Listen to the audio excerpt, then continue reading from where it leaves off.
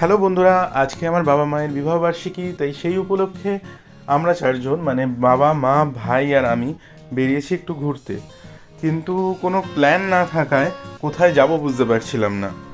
তারপর বাবা হঠাৎই বলে উঠলো, চলো তাহলে হালি শহর, সাধক রামপ্রসাদের ভিটে বাড়ি গেলে কেমন হয়। প্ল্যানটা আমাদের পছন্দ হওয়ায় আমরা চলে এলাম রামপ্রসাদের ভিটেতে মায়ের কাছে পুজো দিতে।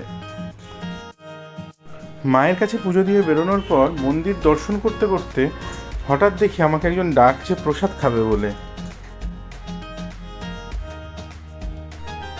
মন্দির চত্বর দেখতে দেখতে হঠাৎ চোখ গেল মন্দিরে অবস্থিত একটি ফোয়ারার দিকে, আর সেখানে ছিল এনারা। প্রথমে বুঝতে পারছিলাম না এরা মডেল না আসল, তারপর দেখি বাবা এরা তো ঘাড় নাড়ছে, এরা আসল।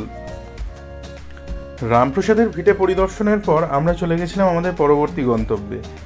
সেটি তোলা থাকলো পরবর্তী ভিডিওর জন্য। এখনকার জন্য বিদায় নিলাম।